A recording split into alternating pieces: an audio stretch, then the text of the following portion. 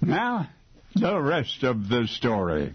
In the late 1960s, Fred Smith was a student at Yale, trying without much success to make a particularly good impression on his economics professor. But then Fred got this idea for a brief economics thesis, something a whole lot more interesting than you might expect from a college paper. Anyway, the topic, Fred's original idea now, was a super-efficient, privately managed postal service, a hypothetical company that would buy for itself a fleet of jet aircraft, and the planes would fly only in the middle of the night? Don't get ahead of me.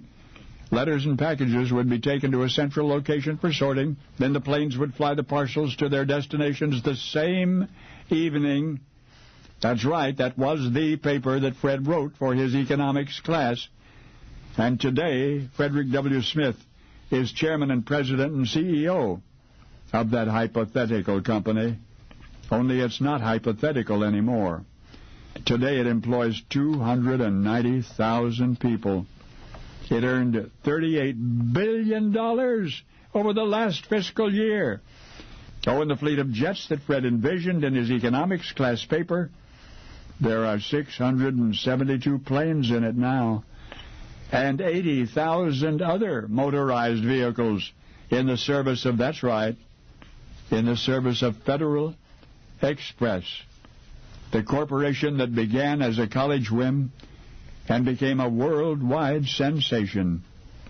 In 1971, in the beginning, of course, Federal Express was aesthetically defined as an alternative to the government-run postal system. But isn't it interesting?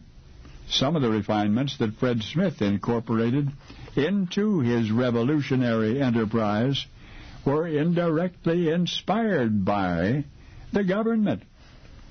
You see, after graduating from Yale, Fred enlisted in the Marine Corps. He would serve 2 tours of duty in Vietnam.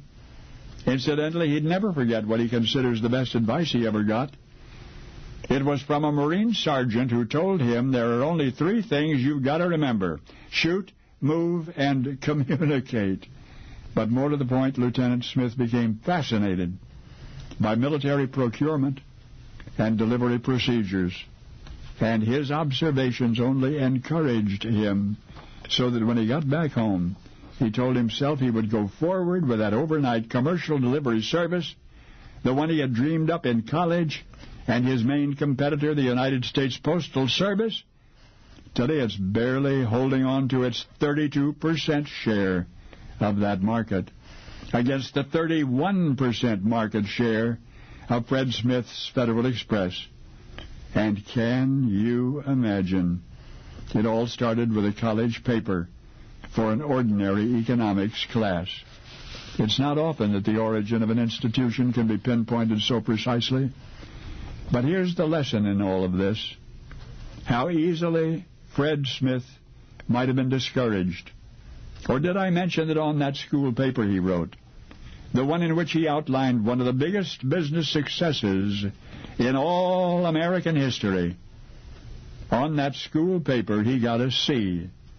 He was graded a C.